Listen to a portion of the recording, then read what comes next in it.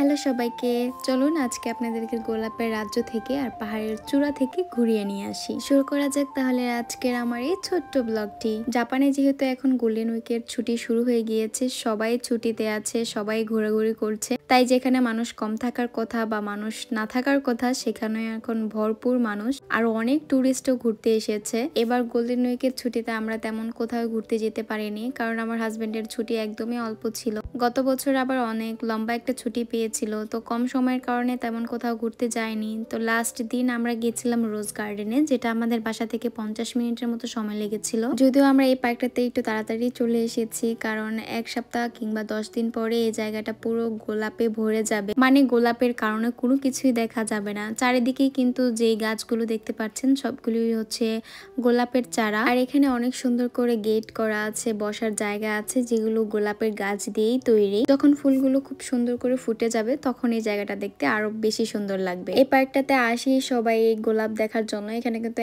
এক রকমের গোলাপ নয়, এখানে অনেক রকমের গোলাপের চারা রয়েছে। ফুল ফুটেনি, তারপরেও কিন্তু অনেক মানুষ ছিল পার্কটাতে, বলতে গেলে হাঁটাই যাচ্ছিল না মানুষের কারণে। আমি জাস্ট ভাবছি যে যখন ফুলগুলো প্রপারলি ফুটে যাবে তখন এই পার্কের অবস্থাটা কি হবে। আর আজকের ওয়েদারটাও অনেক বেশি সুন্দর ছিল, রোদ ছিল, বাতাস ছিল, না শীত না গরম, এরকম একটা ওয়েদার ছিল, বেশ ভালোই লেগেছে। শুধু জাপানিজ নয়, এখানে অনেক টুরিস্টও ছিল।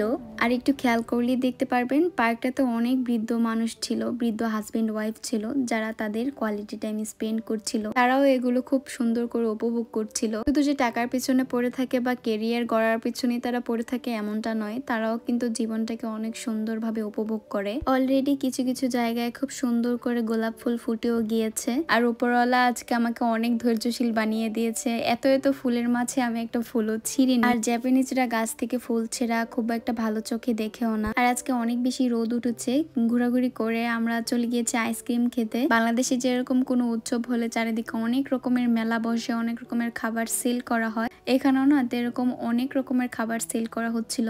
অন্য কোনো কিছুতে আমার লোভ না লাগলেও আইসক্রিমে আমার ঠিকই লোভ লাগে। এই একটা আইসক্রিম আমাদের কাছে নিয়েছিল 400 ইয়েন। তারপরে দুজনে আইসক্রিম খেতে খেতে অন্য একটা পার্কে চলে যাচ্ছিলাম, যেটা হচ্ছে পাহাড়ের উপরে। এই পার্কটা থেকে আমাদের ওই পার্কটাতে যেতে সময় লেগেছিল প্রায় 1 ঘন্টার উপরে। এই তো অলরেডি আমরা সেই পার্কে চলে এসেছি, আর এখানে ম্যাপ দেওয়া আছে যে কোথায় কি আছে। এক এক সিজনে এক এক রকম ভাবে সুন্দর লাগে এই পার্কটা, আর সেটাই ম্যাপের ডিটেলসে দেওয়া আছে। গাড়ি নিয়ে উপরে ওঠা যাবে না, তাই আমরা দুজনে হাঁটতে হাঁটতে পাহাড়ের উপরে চলে যাচ্ছি। অলরেডি আমরা পাহাড়ের উপরেই আছি, কিন্তু যেটুকু রাস্তা আছে সেটুকু আমাদেরকে হেঁটে হেঁটে যেতে হবে। এখানের মেইন সৌন্দর্য হচ্ছে চারিদিকের ভিউ, আর নানান রকমের ফুল ফুটে আছে। যদিও আজকে আমাদের প্ল্যানিং ছিল আমরা অন্য একটা পার্কে যাব, যেটা খুবই পপুলার একটা পার্ক, কিন্তু হলিডে সিজন থাকার কারণে সেখানে নাকি প্রচুর মানুষের ভিড়, যার কারণে আমরা সেখানে যাইনি। ডিসাইড করি যে আমরা পাহাড়ে একটু ঘুরবো। আমাকে যদি কেউ জিজ্ঞাসা করে জাপানের সব থেকে বেশি কোন জিনিসটা আমার ভালো লাগে, তাহলে আমি নিঃসন্দেহে বলবো পাহাড়। পাখির চোখে জাপানের দূর থেকে কিছু সৌন্দর্য, আর নাম না জানা পাহাড়ের নানান রকমের ফুল, মাথার ওপরে মেঘে ঢাকা বিশাল নীল আকাশ, এক কথায় বলতে গেলে চোখের আর মনের শান্তি। উপরে আরো অনেকটুকু জায়গা আছে, যেটা উপরে মাটির রাস্তা, আর অনেক মানুষ আসছিল উপর থেকে হেঁটে, কিন্তু আমাদের দুজনের উপরে ওঠার সাহস একদমই হচ্ছিল না, তাই আমরা উপরে আর উঠিনি, নিচেই থেকে কিছুটা সময় কাটিয়েছি। আর আজকে পাহাড়ে ঘুরতে আসার বেস্ট পার্ট হচ্ছে এটা, দুই সাইডে নানান রকমের ফুল ফুটে আছে, আর মাঝখান দিয়ে গাছ আর মাটির তৈরি একটা রাস্তা। এখানে খুব সুন্দর বসার জায়গাও ছিল, তো দুজনে মিলে বসেছিলাম, কিছু ভিডিও করেছি।